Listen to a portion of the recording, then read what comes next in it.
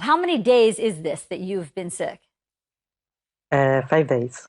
You look great. I've got to say, you look great. And, you know, you've been charting the course of your illness on Twitter for people. So can you just take us through it? Day 1, what were your symptoms? Day 2, what were your symptoms? Day 3, and so on. Sure. The first day I started with some chills, with sore throat, cough, and a terrible headache. Then and low-grade fever. And then moved to day 2. The headache started to fade away. I started with small mild diarrhea, and the low-grade fever disappeared also. The cough still was there.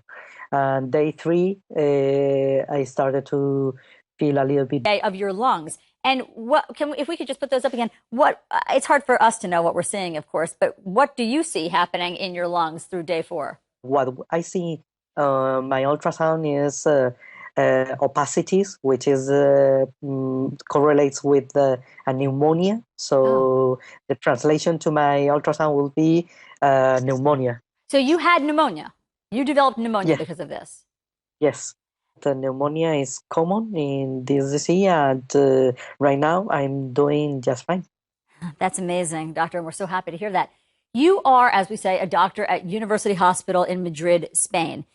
Doctors, of course, are hyper cautious. I mean, you all wear gloves, you wash your hands all the time, you wear protective. My colleagues was positive probably way before the rest of us. So this is a message I want to send to all my doctor fellows, colleagues, to be careful. Anyone who is symptomatic should avoid any contact or even work. That's interesting. So in other words, before you all started wearing all of the protective garments, one of your colleagues was positive and probably spread it through touch, through coughing, through a surface? Yes. Back then, nobody knew that was positive. But after my positive test, he got it done as well and turned to be it. And since he was the first with symptoms, we guess he could be the source. Doc, when are you going to be able to go back to work?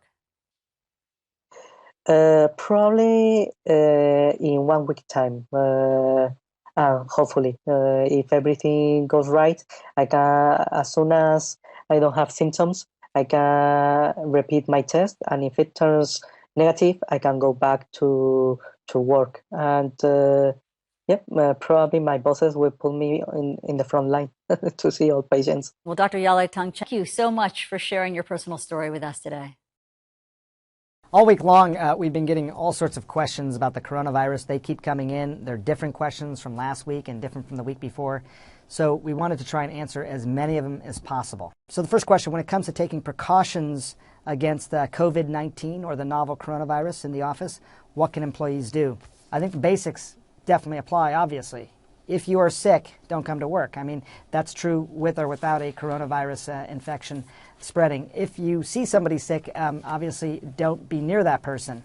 And when I say don't be near that person, the distance that those respiratory droplets will typically be around is, they say, around 6 feet, 3 to 6 feet. So that's a safe sort of distance in terms of a social distance within an office space, within any kind of space, really.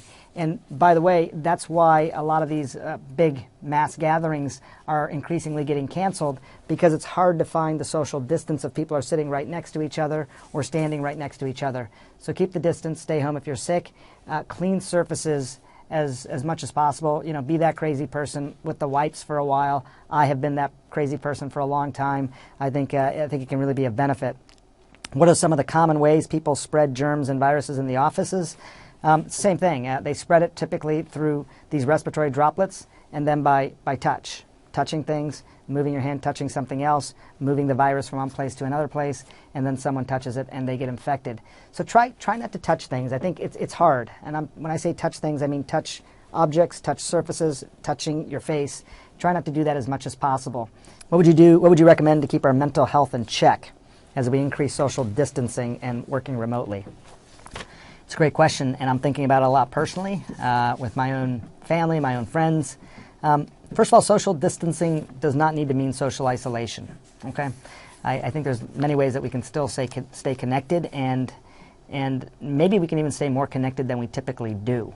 One thing about this virus is I've been reporting on it for so long now and talked to so many people here in the United States and in other places around the world, is that there's this realization, I think, that we're all in this together.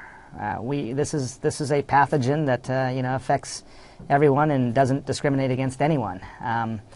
We're all in this together, and we are in a position now where our individual behaviors have such an impact on the people around us.